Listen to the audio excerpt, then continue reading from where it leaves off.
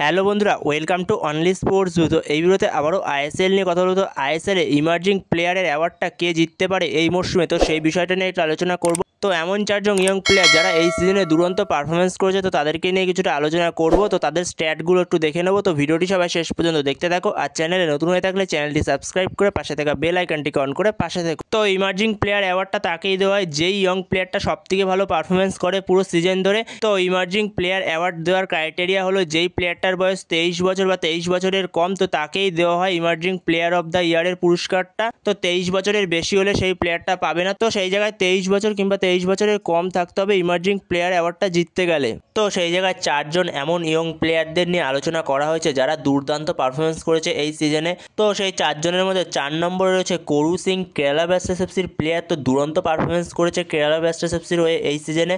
তো কেরালার right winger, সে right উইংয়ে খেলছে।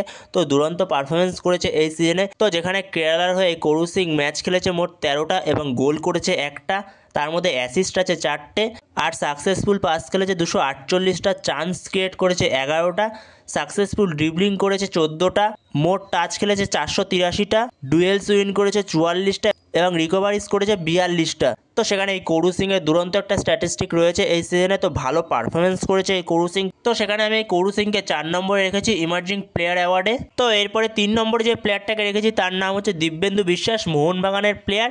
তো সেখানে মোহনবাগানের সেন্টার ব্যাক দিব্যেন্দু বিশ্বাস, তো তাকে আমি রেখেছি 3 নম্বরে। তো সেখানে যদি দিব্যেন্দু বিশ্বাসের স্ট্যাটিস্টিক দেখা যায় এই সিজনের, তো সেখানে দিব্যেন্দু বিশ্বাস ম্যাচ খেলেছে মোট 11টা, তার মধ্যে 5টা ক্লিন শিট রেখেছে, তার মধ্যে 14টা ইন্টারসেপশন করেছে, 13টা ট্যাকেলস উইন করেছে, 36টা ডুয়েল উইন হয়েছে, 11টা এরিয়াল ডুয়েলস উইন করেছে, ব্লক করেছে 6টা এবং রিকভারিজ করেছে 31টা, গোল করেছে একটা, অ্যাসিস্ট করেছে 2টো, ক্লিয়ারেন্স করেছে 28টা, টাচ খেলেছে 512টা, সাকসেসফুল পাস খেলেছে 302টো আর চান্স ক্রিয়েট করেছে 2টো। তো সেখানে দিব্যেন্দু বিশ্বাস প্রথম থেকে ভালোভাবে সুযোগ পায়নি। যদি সে প্রথম থেকে ভালোভাবে সুযোগ পেত তাহলে দিব্যেন্দু বিশ্বাসের স্ট্যাটিস্টিকটা আরও ভালো হতো। তো সেই জায়গায় দিব্যেন্দু বিশ্বাস যে পরিমাণে পারফরমেন্স দিচ্ছে, তো সেখানে দিব্যেন্দু বিশ্বাসকে ফার্স্ট টিমে ছাড়া খেলানোর কথা ভাবতে পারবে না মলিনাথ। তো তাকে ফার্স্ট ইলেভেনে চান্স দিতেই হবে যে পরিমাণে সে পারফরমেন্স দিয়েছে।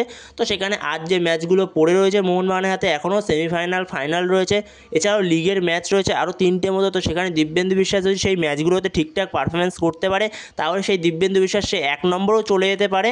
তো সেখানে দিব্যেন্দু বিশ্বাস দুরন্ত পারফরমেন্স করেছে এই সিজনে।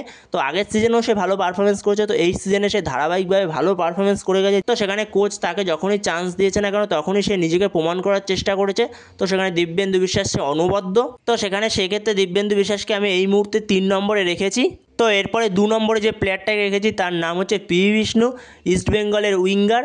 তো সেখানে ইস্টবেঙ্গলের হয়ে সে দুরন্ত পারফরমেন্স করেছে এই সিজনে। তো অনবদ্য পারফরমেন্স করেছে পিভি বিষ্ণু। তো সেখানে ইস্টবেঙ্গলের পারফরমেন্স খুব একটা ভালো না থাকলেও পিভি বিষ্ণু সে অনবদ্য পারফরমেন্স করেছে ইস্টবেঙ্গলের হয়ে। তো সেখানে ইস্টবেঙ্গলের কিছুটা সাফল্যের পেছনে এই পিভি বিষ্ণুর ভূমিকা অনেকটাই রয়েছে। তো সেক্ষেত্রে যদি পিভি বিষ্ণুর স্ট্যাটিস্টিক দেখা যায়, তো সেখানে পিভি বিষ্ণু মোট 19টা ম্যাচ খেলেছে, তার মধ্যে গোল করেছে 4টে, অ্যাসিস্ট করেছে 2টো, সাকসেসফুল পাস খেলেছে 238টা, চান্স ক্রিয়েট করেছে 13টা, কি পাস খেলেছে 11টা, সাকসেসফুল ড্রিবলস করেছে 32টা, ডুয়েলস উইন করেছে 98টা, রিকভারিজ করেছে 56টা, টাচ খেলেছে 639টা, ইন্টারসেপশন করেছে 5টা, চান্স ক্রিয়েট করেছে 6টা, ক্লিয়ারেন্স করেছে 6টা আর এরিয়াল ডুয়েলস উইন করেছে 12টা। তো সেক্ষেত্রে পিভি বিষ্ণুর অনবদ্য স্ট্যাটিস্টিক রয়েছে। তো সেখানে পিভি বিষ্ণু সে একজন দাবিদার ইমার্জিং প্লেয়ার অ্যাওয়ার্ডের। তো সেখানে অনবদ্য পারফরমেন্স ইস্টবেঙ্গলের হয়ে পিভি বিষ্ণু এই সিজনে দুরন্ত পারফরমেন্স করেছে। তো ইস্টবেঙ্গলের সব থেকে মনে হয় ইমপ্রেসিভ প্লেয়ারটা এই পিভি বিষ্ণুই ছিল এই সিজনে। তো সেক্ষেত্রে আমি পিভি বিষ্ণুকে 2 নম্বরে রেখেছি। তো এরপরে আমি 1 নম্বরে যে প্লেয়ারটাকে রেখেছি তার নাম হচ্ছে ব্রাইসন ফার্নান্ডেস, এফসি গোয়ার উইঙ্গার। তো সেখানে এফসি গোয়ার জার্সিতে সে দুরন্ত পারফরমেন্স করেছে। তো সেখানে যখনই সে এফসি গোয়ার জার্সিতে নেমেছে না কেন তখনই সে মুগ্ধ করে দিয়েছে। তো সেখানে দুরন্ত পারফরমেন্স করেছে এই সিজনে ব্রাইসন ফার্নান্ডেস। তো সেখানে ব্রাইসন ফার্নান্ডেসের যদি স্ট্যাটিস্টিক দেখা যায়, তো সেক্ষেত্রে ব্রাইসন ফার্নান্ডেস 20টা ম্যাচ খেলেছে, 20টা ম্যাচের মধ্যে গোল করেছে 7টা, অ্যাসিস্ট করেছে 2টো, সাকসেসফুল পাস খেলেছে 258টা, চান্স ক্রিয়েট করেছে 26টা, কি পাস খেলেছে 24টা, সাকসেসফুল ড্রিবলস করেছে 16টা, ডুয়েলস উইন করেছে 67টা, রিকভারি করেছে 66টা, টাচ খেলেছে 579টা, ইন্টারসেপশন করেছে 11, ক্লিয়ারেন্স করেছে 7টা এবং এরিয়াল ডুয়েলস উইন করেছে 10টা। তো সেখানে অসাধারণ স্ট্যাটিস্টিক এই ব্রাইসন ফার্নান্ডেসের এই সিজনে। তো সেখানে এই মরশুমে আইএসএল এর সবথেকে ইমপ্রেসিভ প্লেয়ারটা এই ব্রাইসন ফার্নান্ডেস।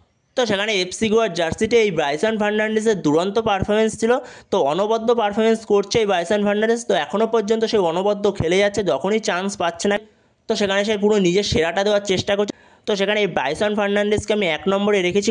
তো সেখানে এই ব্রাইসন ফার্নান্ডেস সে সবথেকে বড় দাবিদার ইমার্জিং প্লেয়ার অ্যাওয়ার্ড। তো সেখানে ব্রাইসন ফার্নান্ডেস খুবই ভালো খেলেছে এই সিজনটায়, তো তাই জন্য আমি তাকে 1 নম্বরে রেখেছি এই মুহূর্তে। তো বন্ধুরা, তোমাদের কাছে কী মনে হয় এই 4 জনের মধ্যে কে জিততে পারে ইমার্জিং প্লেয়ার অ্যাওয়ার্ডটা এই মরশুমে? তো তোমাদের মতামত অবশ্যই কমেন্টে জানিও এই বিষয়ে। তো এই ভিডিওতে এই পর্যন্তই। তো এই ভিডিওতে এই আপডেটটা নিয়ে আলোচনা করার ছিল। তো ভিডিওটি ভালো লাগলে অবশ্যই লাইক শেয়ার সাবস্ক্রাইব করতে ভুলো না। তো নেক্সট ভিডিওতে দেখা হচ্ছে, ততক্ষণের জন্য বাই বাই।